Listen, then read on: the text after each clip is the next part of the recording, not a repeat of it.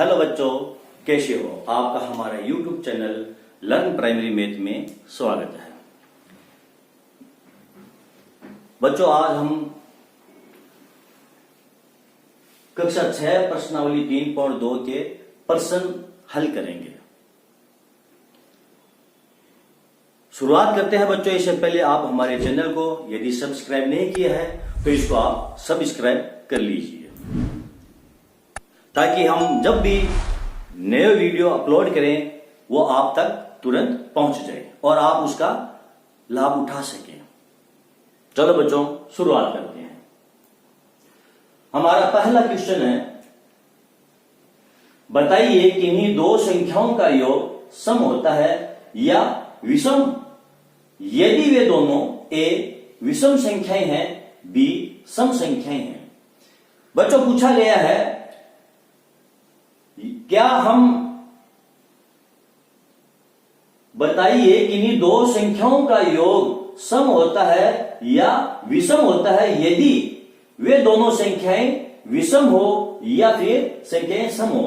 यदि हम दो विषम संख्याओं को जोड़ें तो फिर उनका योग क्या होता है, सम होता है या विषम होता है। और यदि हम दो सम संख्याओं को जोड़ें तो फिर उनका योग क्या होता है, सम होता है या विषम होता है। चलो हम इसकी जांच करते हैं। पहले हम जांच करेंगे ए की। यदि हम दो संख्याओं को जोड़ते हैं तो फिर उनका योग क्या होगा, सम होगा या विषम होगा यदि वे संख्याएं विषम संख्याएं हैं। हम लेते हैं दो विषम संख्याएं, जैसे 3 + 5, और दो विषम संख्याएं लेते हैं हम, जैसे 7 + 3, और दो विषम संख्याएं लेते हैं हम 9 + 11, फिर विषम संख्या लेते हैं 7 + 9। बच्चों, ये सभी की सभी जो संख्याएं मैंने लिखी हैं ये विषम संख्याएं मैंने लिखी है। अब हम देखते हैं इनके जो जोड़ है या इनका जो योग है वो क्या आता है, सम आता है या विषम आता है। हम पहली संख्या को जोड़ते हैं तो इसका योगफल 8, इसका योगफल 10, और इसका योगफल 20, और इसका योगफल 16। आप क्या देख रहे हैं बच्चों, यहां पर हम देख रहे हैं कि जो योगफल आया है वे सभी की सभी संख्याएं जो है वो सम संख्याएं हैं। तो इसे क्या पता चला बच्चों, इसे यह पता चला यदि हम दो संख्याओं को जोड़ते हैं, यदि वो संख्याएं विषम है तो फिर उनका योगफल क्या आएगा, उनका योगफल सम आएगा।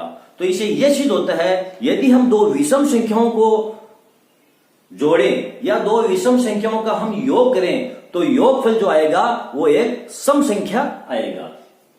यदि दो विषम संख्याओं का हम योग करते हैं तो योगफल सम संख्या ही प्राप्त होती है। बच्चों, आ गया समझ में? क्या यदि हम दो विषम संख्याओं को जोड़ें तो योगफल सदैव एक सम संख्या ही हमको प्राप्त होगी। ओके, चलो अब हम लेते हैं ये बी।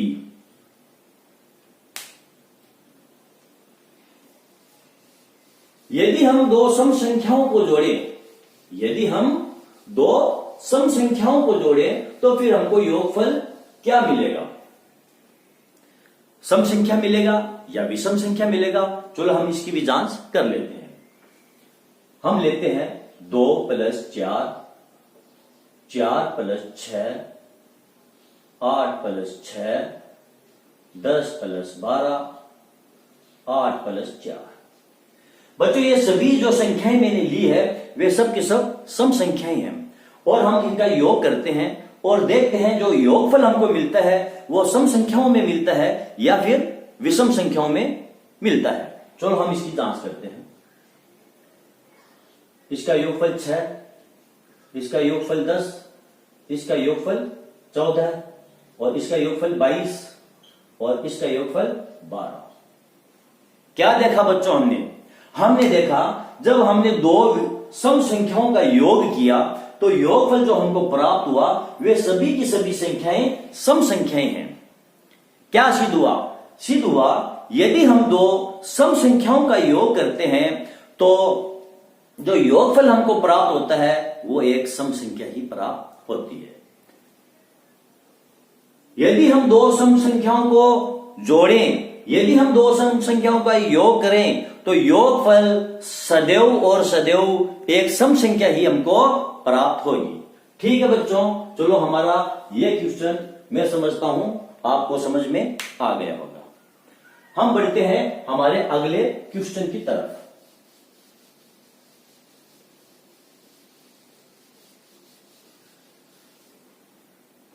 बच्चों हमारा अगला क्वेश्चन है, बताइए निम्नलिखित में कौन सा कथन सत्य और कौन सा असत्य है। हमारे पास ये कथन दिए हुए हैं ए से लेकर और जे तक। इन कथनों में हमको बताना है, इन कथनों में कौन से कथन सत्य है और कौन से कथन असत्य है। सत्य और असत्य बताने से पहले बच्चों हम इनकी जांच करेंगे, इनकी हम परख करेंगे, उसके बाद हम इनके आगे ये कथन सत्य है या असत्य है वो हम लिखेंगे। चलो हम हमारे पहले कथन ए की तरफ चलते हैं। हमारा कथन ए है, इसमें दिया गया है 3 विषम संख्याओं का योग सम होता है। यह कथन सत्य है या असत्य है। चलो हम इसकी जांच करते हैं। हमारे पास 3 विषम संख्याएं दी गई है, जैसे 3 + 5 + 7। ठीक, चलो हम और एक संख्या लिखते हैं 5 + 9 + 3। चलो हम एक संख्या और लिखते हैं 11 + 3 + 7।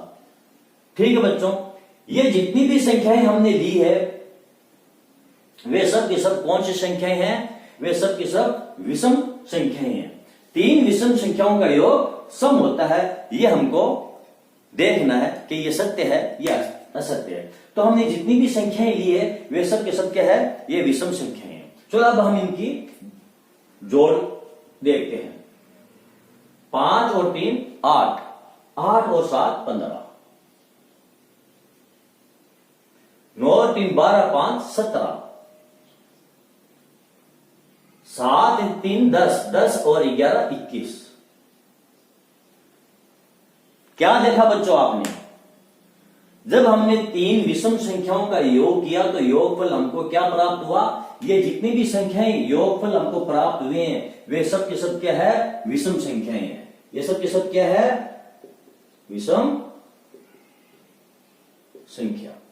यानी यदि हम 3 विषम संख्याओं का योग करते हैं तो योगफल हमको सदैव और सदैव एक विषम संख्या ही प्राप्त होगी। ठीक है बच्चों, हम इसमें भी देख सकते हैं, इसमें भी देख सकते हैं। इनका योग किया तो हमको 21 जो कि एक विषम संख्या है, इनका योग किया 5 9 3 का तो 17 एक विषम संख्या है, 7 5 और 3 का जब हमने योग किया तो 15 हमको योगफल मिला, ये भी एक विषम संख्या है। तो इससे पता चला कि यदि हम 3 विषम संख्याओं का योग करते हैं तो योगफल हमको एक विषम संख्या ही प्राप्त होती है। तो इससे हमारे ये जो कथन है 3 विषम संख्याओं का योग सम होता है, ये क्या हो गया हमारा, असत्य है। ये क्या हो गया हमारा कथन, असत्य है। ये कथन हमारा असत्य हो गया। ठीक है बच्चों, ये असत्य है। अब हम चलते हैं हमारे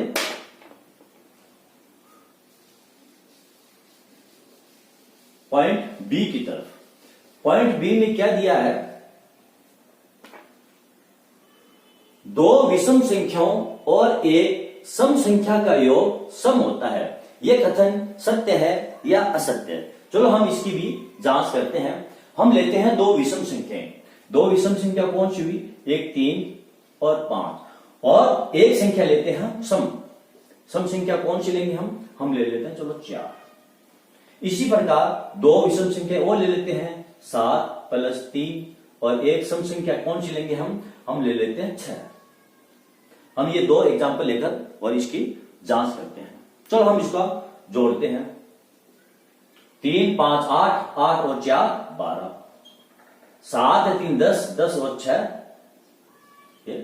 16। क्या देखा बच्चों, यदि दो विषम संख्या और एक सम संख्या का हम योग करते हैं तो योगफल हमको कौन सी संख्या में प्राप्त हुआ, हमको सम संख्या में प्राप्त हुआ। यह संख्या कौन सी है, यह सम है। 12 भी एक सम संख्या है और ये 16 है, ये भी एक सम संख्या है।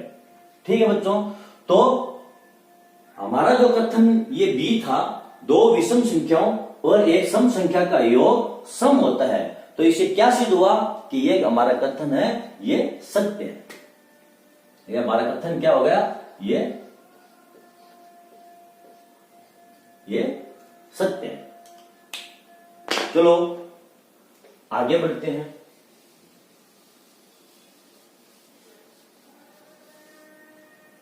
बच्चों हम बिना जांच किए भी यहां पर सत्य और असत्य हम लिख सकते हैं, लेकिन आपका कंसेप्ट क्लियर हो जाए, आपको पूरी बात समझ में आ जाए कि ये जो यहां पर हमने सत्य और असत्य लिखा है ये बिल्कुल हमने जांच करके परख करके उसके बाद हमने यहां पर सत्य और असत्य लिखा है, ताकि आपको रटने की आवश्यकता ना पड़े। जो भी क्वेश्चन आते हैं गणित के अंदर उनका कंसेप्ट जो है ना वो क्लियर होना बहुत ज्यादा जरूरी है। अगला हमारे पास आया है ये सी, 3 विषम संख्याओं का गुणनफल विषम होता है, यह कथन सत्य है या असत्य है। चलो हम 3 विषम संख्याएं ले लेते हैं, एक 3 लेते हैं, 5 ले लेते हैं और दूसरी ले लेते हैं हम 7। ये 3 विषम संख्याएं हैं। दूसरी हम ले लेते हैं 3, 5 और एक संख्या कौन सी ले लेते हैं हम 9। ये तीनों संख्याएं कौन सी है, ये तीनों संख्याएं विषम संख्या है। अब हम इनका गुणा करेंगे तो कौन सी 5 का 3 से 5 के 15 और 15 को हम 7 से फिर गुणा करेंगे 105। ठीक है, 7 का 3 से और गुणा करेंगे, फिर हम 21 से 9 से इसका गुणा करेंगे तो कितना आ जाएगा, ये 9 1 का 9 और 9 दूनी 9 1 ना बिना 18। ठीक है ना, तो ये कितना आ गया 189। बच्चों ये जो संख्याएं दोनों जो हमको प्राप्त हुई है ये संख्याएं क्या है, ये विषम। अब हमको कैसे पता चला कि ये जो दोनों संख्याएं हमको मिली है ये संख्याएं सम है या विषम। मैंने पिछले वीडियो में आपको बताया था, कोई भी संख्या हमको दी गई है उसका इकाई का अंक यदि 0 2 4 6 8 है तो फिर वो संख्याएं सम है, अन्यथा वो संख्याएं विषम है। तो इस हिसाब से ये दोनों संख्याएं क्या है, ये विषम है। तो इससे हमारा ये जो कथन है ये 3 विषम संख्याओं का गुणनफल क्या होता है, हमेशा ये विषम होता है। ये कथन हमारा सत्य है। ये कथन हमारा क्या हुआ, ये सत्य है।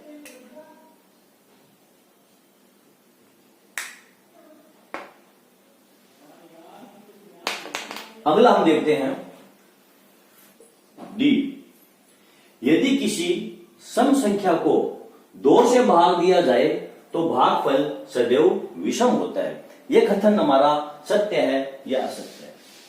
चलो हम इसकी जांच करते हैं। हम एक सम संख्या लेते हैं 30, इसमें हम 2 का भाग देते हैं तो भागफल हमको क्या मिलेगा 15। फिर हम एक संख्या वो लेते हैं 20, इसका भागफल 10। फिर हम एक संख्या जो और लेते हैं,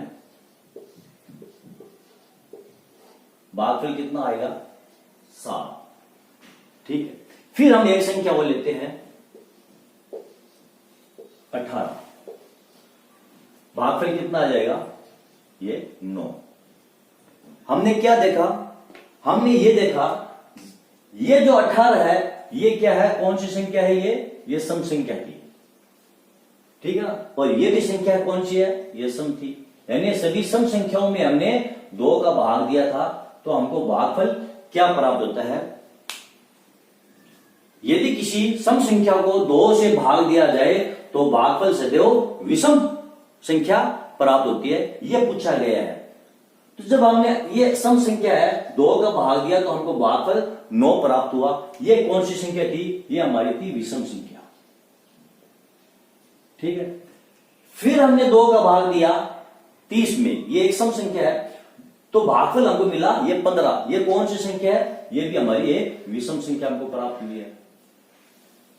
अब 2 का भाग जब हमने 20 में दिया, ये भी एक सम संख्या थी, 2 का भाग दिया तो भागफल हमको क्या मिला 10। ये हमारी एक सम संख्या थी। ये कौन सी संख्या है हमारी, ये सम संख्या है। इसके बाद हमने फिर 14 में 2 का भाग दिया, सम संख्या है, तो भागफल हमको क्या मिला वापस,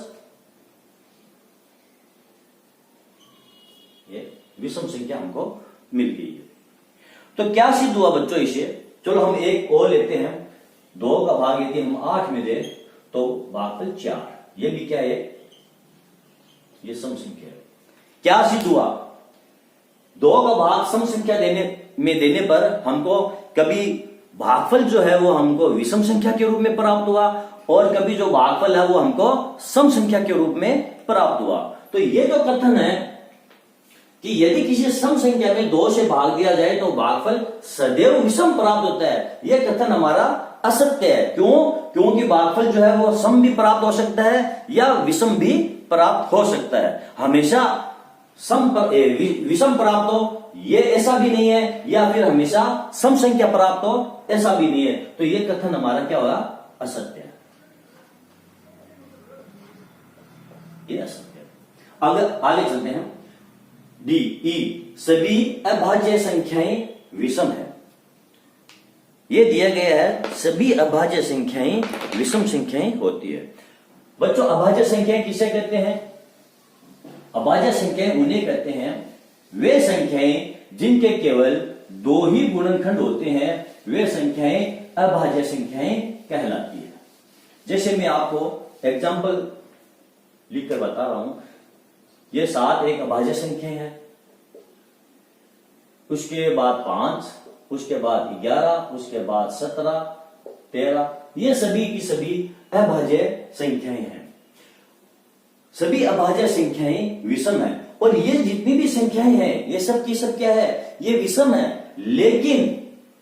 लेकिन 2 एक ऐसी संख्या है जो सम संख्या है। ये 2 एक ऐसी संख्या है जो क्या है, ये सम संख्या है, और ये संख्या अभाज्य है। ये संख्या अभाज्य है। ये जो 2 है ये सम संख्या है और ये अभाज्य है। केवल 2 ही एक ऐसी संख्या है जो अभाज्य होते हुए भी वो संख्या क्या है, सम है। तो इसका मतलब यह हुआ कि सभी अभाज्य संख्याएं विषम है, ऐसा नहीं है। 2 एक संख्या ऐसी है जो सम है। तो हमारे ये कथन क्या हो गया, हमारे ये कथन जो है ये असत्य है। क्यों, क्योंकि 2 जो संख्या है वो सम संख्या है, इसलिए ये कथन हमारा असत्य है। अभाज्य संख्याओं के कोई गुणनखंड नहीं होते हैं। देखो बच्चों, ये अभी मैंने आपको बताया था, ये सभी की सब अभाज्य संख्याएं हैं, और यहां पर हमको ये दिया गया है कि अभाज्य संख्याओं के कोई भी गुणनखंड नहीं होते हैं, ऐसा है ही नहीं।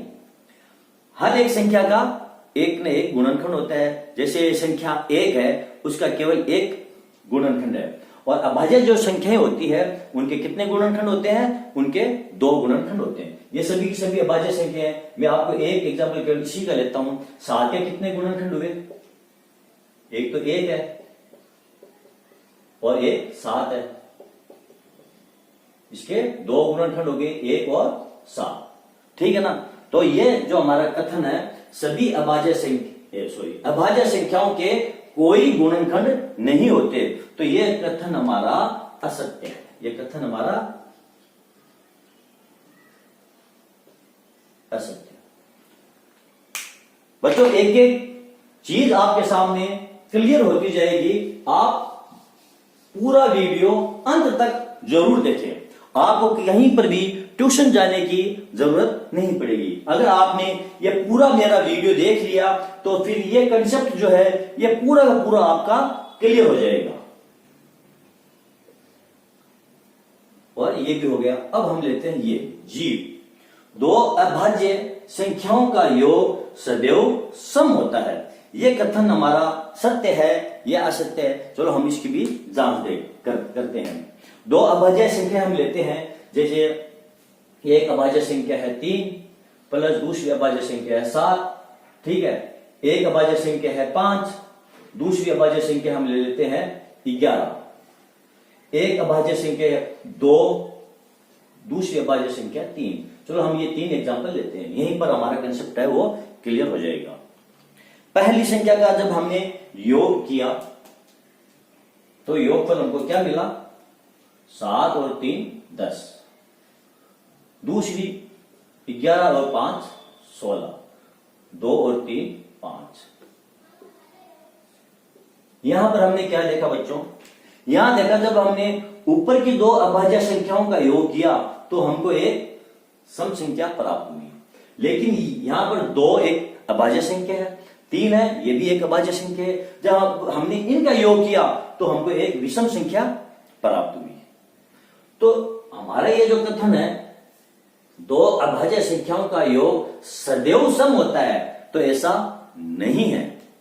तो ये कथन हमारा क्या हो गया? ये असत्य है।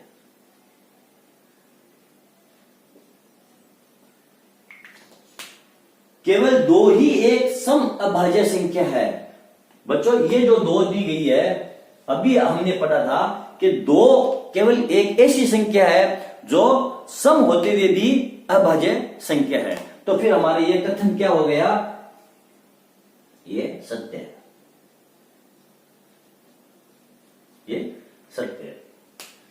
सभी सम संख्याएं भाज्य होती है, सभी सम संख्याएं भाज्य होती है। ये जो कथन है वो हमारा सत्य है या असत्य है? चलो हम देखते हैं कि सभी सम संख्याएं भाज्य होती है या नहीं होती है। हम यहां पर सम संख्याएं लेते हैं 2 4 6 8 और 1 10 ले लेते हैं। चलो अब यहां पर देखते हैं ये जो जितनी भी संख्याएं मैंने लिखी है ये सब की सब संख्याएं कौन सी है? ये सम संख्या है। अब भाज्य और अभाज्य क्या संख्या है? अभाज्य और संख्या होती है भाज्य। तो मोटे तौर पर यह देखा जाए कि सम संख्याएं जो होती है वो सब के सब भाज्य होती है। लेकिन क्या सभी सम संख्याएं भाज्य होती है? हमको इसकी जांच करनी है। तो इसकी जांच करने के लिए यानी अभाज्य संख्याएं जो होती है वो किसे कहते हैं, भाज्य संख्याएं किसे कहते हैं, पहले हम ये देख लेते हैं। भाज्य संख्या अभाज्य संख्याएं वो होती है जिनके केवल और केवल 2 गुणनखंड होते हैं, वो संख्याएं अभाज्य संख्याएं कहलाती है। जिन संख्याओं के 2 से ज्यादा गुणनखंड होते हैं वो संख्याएं क्या कहलाती है? भाज्य संख्याएं कहलाती है। तो हम इसमें देखते हैं इस 4 के कितने गुणनखंड है? 4 के गुणनखंड हो गए, एक तो 1, दूसरा 2 और तीसरा 4। तो ये संख्या क्या कौन सी होगी? ये भाज्य है। ये सभी के जो गुणनखंडों की संख्या होगी वो 2 से ज्यादा होगी। लेकिन हम 2 अगर देखते हैं तो 2 के कितने गुणनखंड होंगे? एक तो 1 और दूसरा होगा 2 गुणा 1। हालांकि ये संख्या क्या है? ये सम संख्या है, लेकिन इसके कितने गुणनखंड है? 2। तो ये संख्या कौन सी हुई? ये अभाज्य संख्या है। तो क्या सिद्ध हुआ कि सभी सम संख्याएं भाज्य होती है? ये कथन हमारा असत्य है। सभी सम संख्याएं भाज्य होती है, ये कथन हमारा असत्य है। क्यों?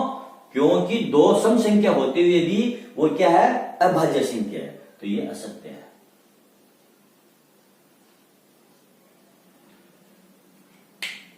दो सम संख्याओं का गुणनफल सदैव सम होता है, इसकी हमको जांच करनी है। यदि हम 2 सम सम संख्याएं लेते हैं और उनका गुणन करते हैं, तो क्या गुणनफल हमको सदैव सम संख्या प्राप्त होता है? चलो हम देखते हैं। हम यहां पर लेते हैं दो सम संख्या, 2 गुणा 4, 4 गुणा 6, 8 गुणा 2, ठीक है, 4 गुणा 12। ये सभी कौन सी संख्याएं हैं? ये सभी सम संख्याएं हैं और इनका हम करते हैं गुणा। जब गुणा करते हैं तो इसमें क्या प्राप्त होगा हमें? 8, इसमें 24, इसमें 16 और इसमें 50। तो ये जितनी भी जो हमको रिजल्ट मिले हैं, ये जितने भी गुणनफल मिले हैं बच्चों, ये सब के सब क्या है? ये सब के सब सम संख्याओं में हमको प्राप्त हुए हैं। तो क्या सिद्ध हुआ?